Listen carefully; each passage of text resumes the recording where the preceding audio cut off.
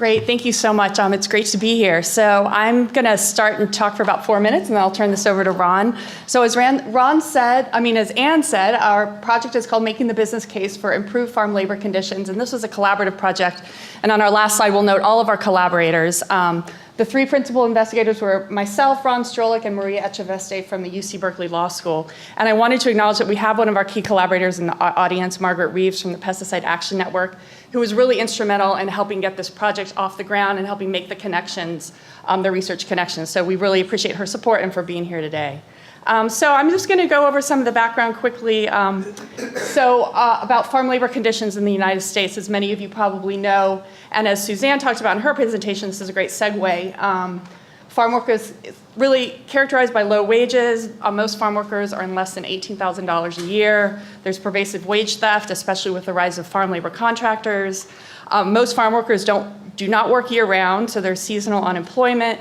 A lack of benefits. Only about a third of farm workers have health insurance, and many farm workers do not qualify for Obamacare and other federal programs. Dangerous working conditions, as Suzanne talked about, disrespectful treatment, et cetera. There's also, as we talked about in the last presentation, a real fear of speaking up for fear of retaliation, also related to immigration status. So what sort of efforts and approaches have been undertaken to address some of these issues? We kind of characterize these into four groups. Unionization has historically been a strategy. Unfortunately, unionization is down about 90% from the late 1970s at the height of farm worker organizing. Regulation, unfortunately, again, farm workers are excluded from most national labor protections from the National Labor Relations Act and the Fair Labor Standards Act, which has been a real challenge for farm workers. States have enacted some legislation to extend protections to farm workers, but unfortunately, in many cases, these regulations are under-enforced. Community-based organizing is another approach. BFI invited Líderes Campesinas in the past few weeks to campus, and we got to hear about their great work, working with farm worker women in the Central Valley.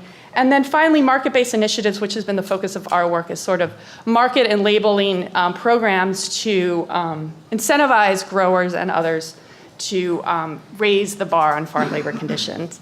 So our guiding research questions, basically, our big question is, what is the potential for these market-based voluntary certification programs as a mechanism for ensuring meaningful social sustainability in agriculture?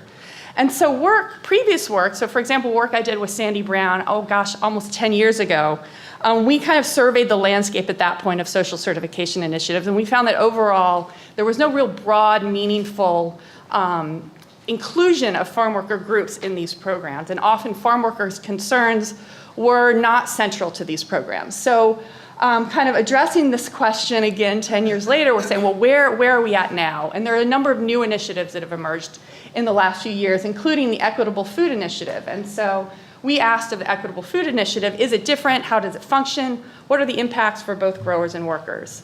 So what is EFI? EFI is a third-party certification scheme addressing labor, food safety, pest management.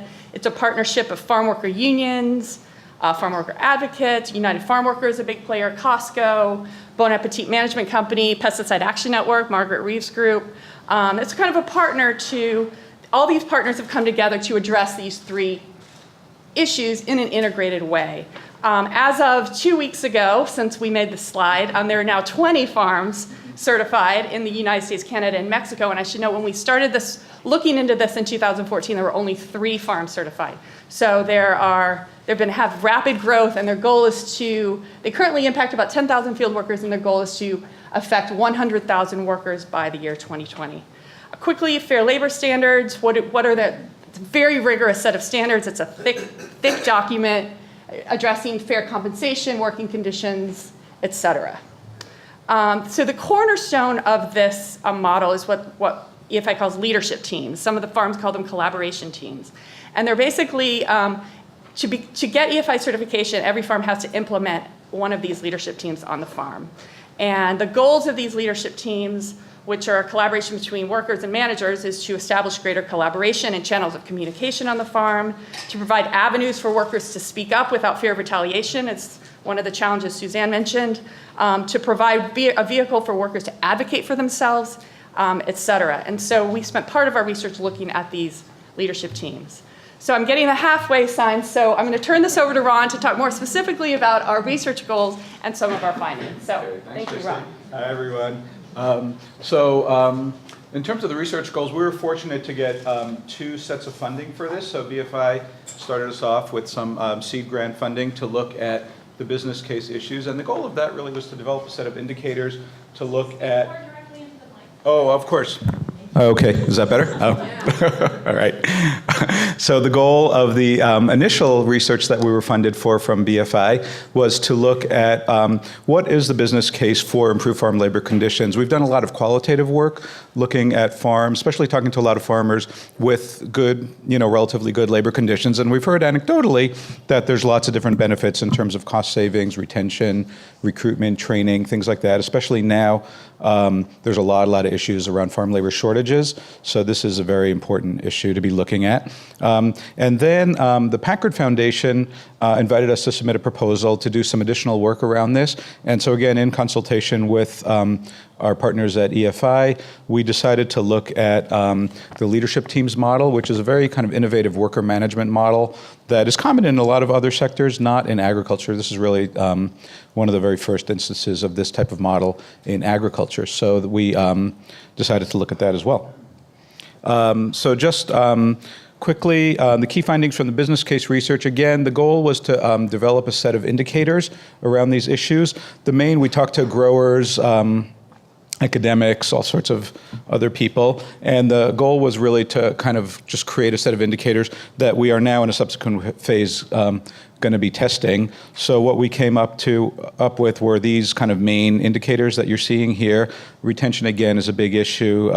But people talked about all sorts of other benefits in terms of occupational health and safety, productivity, product quality, food safety. Again, we found that on the EFI farms, people are much more cognizant of food safety. It's a huge issue, of course, for consumers, for growers. Also legal issues and lawsuits. There's much lower likelihood of farm workers suing farms, things like that. In terms of the leadership teams model, this was really interesting. So we spoke with workers, growers, farm managers on 6 different farms in California and Mexico. And in general, the growers were very, very happy with this model. Again, it's a very innovative model.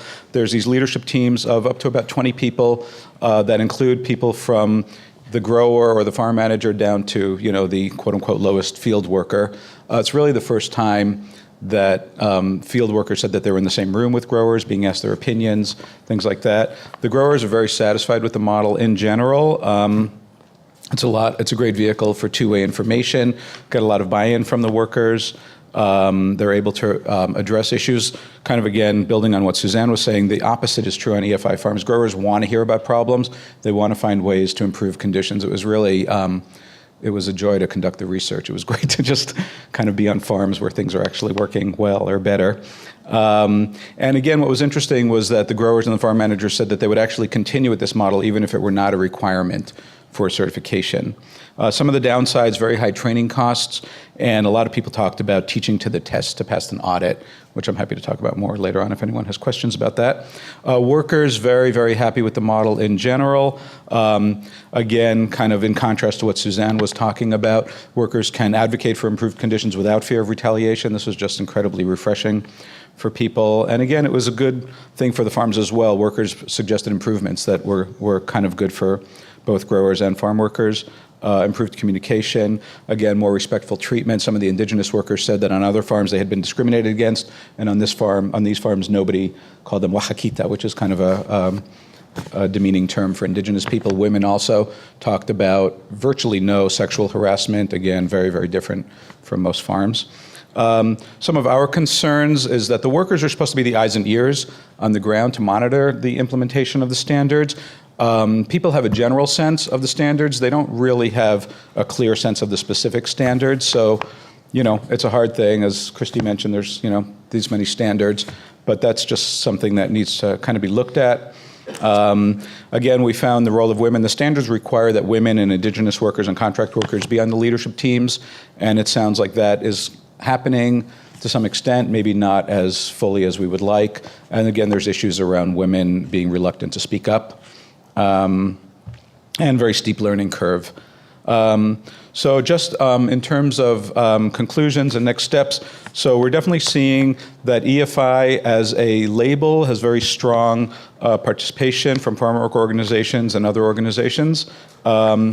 And we're seeing a lot of kind of positive changes on the farms. But again, it's important to caution that this is a market-based, it's a voluntary certification system.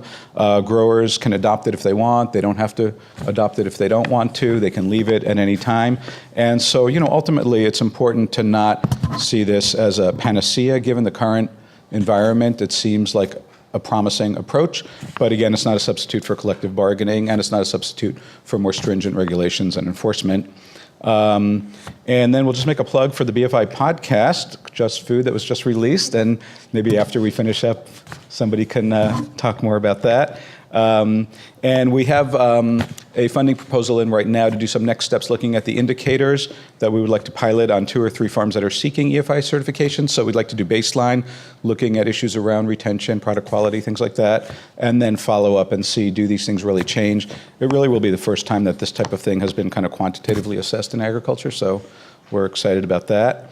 We're also going to be doing, thanks again to BFI for additional funding, some research looking at the social certification landscape in general. In the U.S., we're seeing more actors coming on board trying to certify farms on fair labor conditions.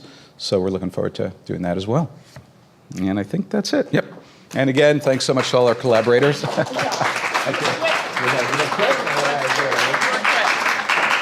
I wasn't talking too fast. Thank you so much, Christy and Ron. And we do have time for a few questions. And then we'll... Do you want to make a plug for the podcast? Well, I actually was going to do that after, but Oh, okay. go ahead and do it. No, I'll do it now. Yes, so we're really excited that we just launched, the Berkeley Food Institute just launched our first podcast episode. We're doing a series on people and places behind the food system. So you'll see more of that coming out soon. But the first episode was on the Equitable Food Initiative, and it involved interviews with farm workers.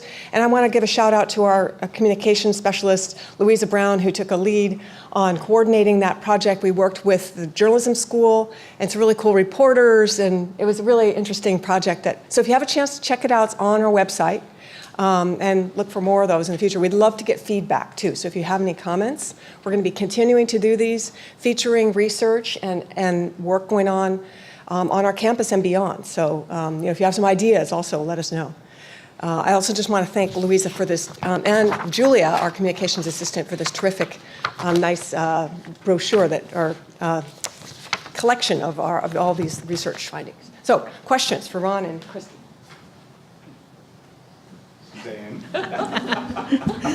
We'll ask each other.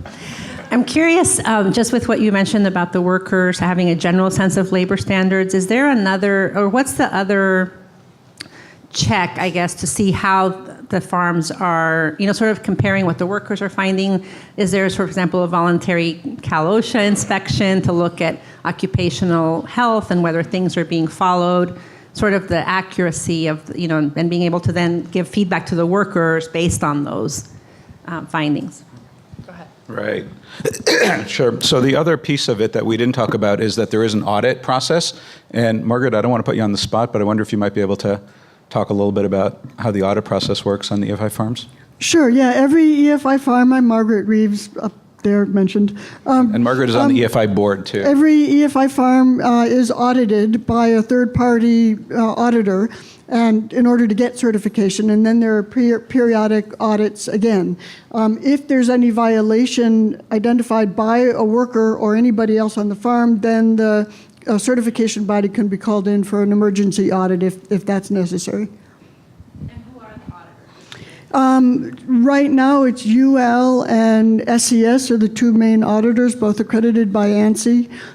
There could be others. There's a EFI-specific auditor training that goes on because this audit requires the auditors to get both, to understand both social, food safety, pesticide. You got to have auditors who are actually trained in all 3 of those.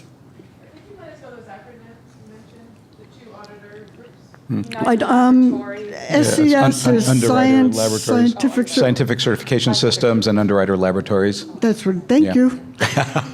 And I will say that one of the very innovative things about the EFI model is that as opposed to most social certifications, the model is that there's standards that the farm has to comply with. An auditor comes in once a year, once every 2 years, speaks to people, gets information, writes a report.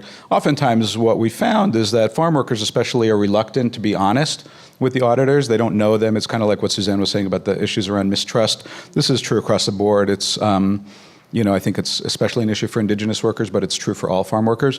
And so a lot of times it's not really clear if the audit is picking up on real problems. The auditor might come in, ask the workers how's it go, and the workers are like, oh, sure, everything's great. Who is this guy, and are they going to talk to the grower after this? The nice thing about the EFI model is that the workers are actually empowered to be the eyes and ears of the standards. And so if they see any issues around noncompliance, they are tasked with actually reporting that. And again, it's in the best interest of the grower as well, because they don't want to lose their certification. And the workers know that the certification is good for the farm. It means more work for them. It means more money for them. So it's a really interesting kind of a win-win, if you will, type of a model.